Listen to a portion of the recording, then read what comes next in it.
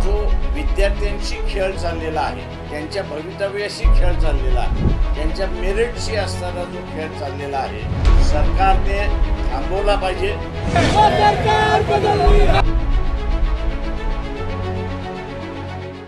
ठाकरे बंधूंना जे जमलं नाही ते आंबेडकरांनी केलं। विद्यार्थ्यांसाठी महाराष्ट्र बंद। विद्यार्थी सीजेपी जंतर मंतरवर नीट पेपर फुटी प्रकरणावरून आंदोलन करतात। मात्र पोलिसांनी हे आंदोलन चिरडून टाकण्यासाठी विद्यार्थ्यांवर अमानुष लाठीचार्ज केलाय। अनेकांच्या डोळ्याला लागलंय, काहींच्या हातापायाला लागल्यानं गंभीर इजा झालेल्या आहेत। अनेकांवर रुग्णालयात उपचार सुरू आहेत, तर पोलिसांनी मुलींचे कपडे फाडल्याचा आरोप आहे। विद्यार्थी आंदोलन करू नये म्हणून पोलीस त्यांच्यावर खोटे गुन्हे दाखल करून त्यांना कायद्याच्या कचाट्यात अटकवत असल्याचा आरोप होतोय। यावरून आता वंचितचे प्रमुख प्रकाश आंबेडकर चांगलेच आक्रमक झालेत। त्यांनी महाराष्ट्र बंदची हाक दिली आहे। त्यांच्या महाराष्ट्र बंदला मोठा प्रतिसाद मिळताना दिसतोय। अनेक जिल्ह्यात बंद पाळण्यात आलाय। जे ठाकरे बंधूंना जमलं नाही ते प्रकाश आंबेडकरांनी करून दाखवलं। या व्हिडिओतून पाहूयात की प्रकाश आंबेडकरांनी महाराष्ट्र बंद कसं केलंय। ठाकरे बंधूंना जे जमलं नाही ते आंबेडकरांनी कसं करून दाखवलंय। महाराष्ट्र बंदचा काही फायदा होतोय का पाहूयात। नमस्कार, मी स्नेहल चौधरी, आपण पाहत आहात LS मराठी। नीटचा पेपर देऊन आपण डॉक्टर बनू असं तरुणांचं स्वप्न असतं। या एका स्वप्नासाठी ते रात्रंदिवस अभ्यास करतात। काही ठिकाणी 2-2, 3-3 वर्ष अभ्यास करतात। कुणाच्या लग्नाला जात नाही, आपलं तरुण पण नीट जगत नाही। पण जेव्हा परीक्षा देण्याची वेळ येते त्यावेळी अचानक पेपर फुटी होते। जे श्रीमंतांची मुलं आहेत ते लाखो रुपये देऊन पेपर विकत घेतात आणि परीक्षा पास होतात। अशा वेळी जे विद्यार्थी वर्षभर रात्रंदिवस मेहनत करत असतात त्या मुलांवर अन्याय होतो। त्यांच्या हक्काची जागा पैशावाले विकत घेतात। अशा वेळी तरुणांना न्यायासाठी दिल्ली गाठत सरकारकडे न्याय मागावा लागतो। पण यावेळी सरकार न्याय देण्याऐवजी विद्यार्थ्यांना पोलीस अमानुष मारहाण करतात। सुप्रीम कोर्टाकडे गेल्यावर सरन्यायाधीश म्हणतात, असले व्हिडिओ पाहायला आमच्याकडे वेळ नाहीये। गोदी मीडिया तरुणांच्या आंदोलनावरील लक्ष हटवण्यात काहीही बातम्या चालवताना दिसतात। तरुणांनी पोलिसांवर हल्ला केला नसता तरीही काही हिंदी चॅनल्स आंदोलकांनी पोलिसांना मारहाण केल्याच्या बातम्या चालवतात। या सर्व घटनांमुळे वंचितचे प्रमुख प्रकाश आंबेडकर महाराष्ट्र बंदची घोषणा देतात। त्यांनी दिलेल्या महाराष्ट्र बंदच्या घोषणेनंतर महाराष्ट्रातील अनेक जिल्हे आज बंद पाहायला मिळतात। नागरिकांकडून महाराष्ट्र बंदला चांगला प्रतिसाद मिळताना दिसतोय। विद्यार्थ्यांवरील दडपशाही या लाठीचार्ज या घटनेच्या निषेधार्थ राज्यातील नागरिक, व्यापारी आणि विविध संघटनांनी आपली दुकानं, व्यवहार बंद ठेवून विद्यार्थ्यांप्रती समर्थन व्यक्त केलंय। या बंदच्या पार्श्वभूमीवर जळगाव, यवतमाळ, बीड आणि साताऱ्यातील मेढा येथे व्यापाऱ्यांनी आपली दुकानं कडकडीत बंद ठेवत वंचितच्या आवाहनाला सकारात्मक प्रतिसाद दिलाय। दुसरीकडे पुणे, लातूर, हिंगोली, जालना आणि रायगड येथे वंचित बहुजन आघाडी आणि इतर विविध संघटनांनी आक्रमक पवित्रा घेत रस्त्यावर उतरून मोर्चे, रॅली आणि निदर्शनं केली आहेत। पुण्यात लाल महाल ते जिल्हाधिकारी कार्यालयापर्यंत मोर्चा काढण्यात आलाय। लातूरमध्ये तिरंगा मार्च काढण्यात आलाय, तर जालन्यात सिंधी बाजार आणि महाडमध्ये ऐतिहासिक चौदार तळे इथे जोरदार निदर्शनं करण्यात आली आहेत। यावेळी कार्यकर्त्यांनी केंद्र सरकार, पंतप्रधान नरेंद्र मोदी, केंद्रीय शिक्षण मंत्री धर्मेंद्र प्रधान आणि दिल्ली पोलिसांच्या विरोधात जोरदार घोषणाबाजी करत आपला संताप व्यक्त केलाय।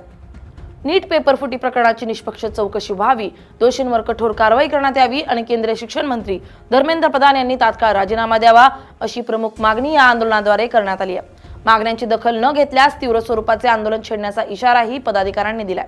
दरम्यान या बंदच्या पार्श्वभूमीवर राज्यात कायदा व सुव्यवस्था राखण्यासाठी सर्वात मोठा पोलीस बंदोबस्त तैनात करण्यात आला होता।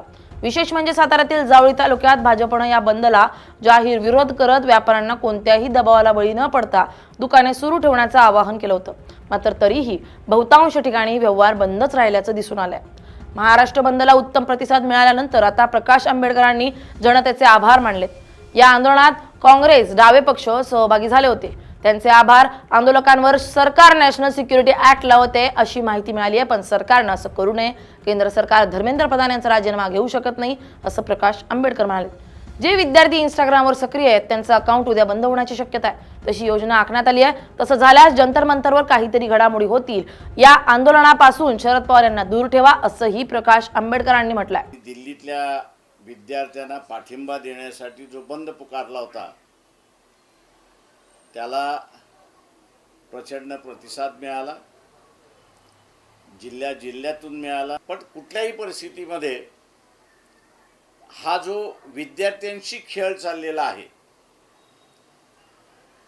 त्यांच्या भवितव्याशी खेळ चाललेला आहे, त्यांच्या मेरिटशी असताना जो खेळ चाललेला आहे तो सरकारने थांबवला पाहिजे।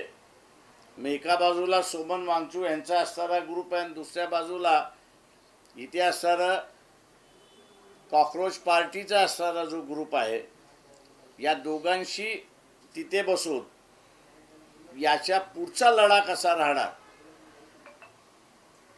आणि आपण कशा रीतीने केला पाहिजे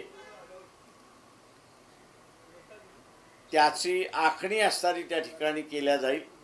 शासनाचं जे काही वक्तव्य येतंय त्या वक्तव्यातून एकच दिसतंय की नॅशनल सिक्युरिटी ॲक्ट एका बाजूला ट्विट होतंय की लागल्या जाणार आणि दुसऱ्या बाजूला दिल्ली पोलीस असं असताना म्हणतंय की आमचं हे रुटीन आहे. त्याच्यामुळे नेमकं काय याचा असताना खुलासा त्या ठिकाणी होत नाही अशी परिस्थिती आहे. दुसरं शासनाने करू नये अशी माझी विनंती आहे त्यांना. येत्या काही दिवसामध्ये ते प्रधानाचा राजीनामा घेऊ शकत नाही. पुढच्या प्रेस कॉन्फ्रेंसमध्ये का घेऊ शकत नहीं ते मांडित. अब 1 घंटे में मेरे ख्याल से जैसे सभी जन उससे बाहर आएंगे वैसा है. हम लोग जो है वो अभी 5 बजे जो है वो बंद का जो कॉल दिया हुआ है उसको पीछे ले रहे और लोगों को दोबारा हम धन्यवाद देते हैं कि उन्होंने विद्यार्थियों को साथ है ये दिखाने के लिए आज का बंद सक्सेस किया. इसके लिए मैं महाराष्ट्र की जनता को धन्यवाद देता हूँ. इनका जो सोशल मीडिया है इंस्टाग्राम, इनका जो सोशल मीडिया है उस पर मेरे ख्याल से रोक आ सकती है और दिल्ली में जंतर मंतर पर जहाँ बैठे हुए हैं वहाँ ऐसी परिस्थिति ये खड़े करेंगे कि विद्यार्थी वहीं से चले जाए. प्रकाश आंबेडकरांनी विद्यार्थ्यांवर झालेल्या अमानुष लाठीचार्जच्या विरोधात महाराष्ट्र बंद करून दाखवलाय. ठाकरे बंधू मुंबईत आंदोलन करतायत. आंबेडकरांनी महाराष्ट्रभर या आंदोलनाला पसरवलंय. आज देशभरात विविध ठिकाणी पोलिसांनी अमानुष केलेल्या मारहाणीच्या विरोधात आंदोलन होताना दिसतंय. तुम्हाला काय वाटतं? या आंदोलनानंतर मोदी सरकार एक पाऊल मागे घेत धर्मेंद्र प्रधान यांचा राजीनामा घेईल का, की मोदी सरकार आपल्या इगोमुळे विद्यार्थ्यांच्या मागण्यांकडे दुर्लक्ष करेल? आम्हाला कमेंट करून नक्की कळवा. Bureau report LS Marathi.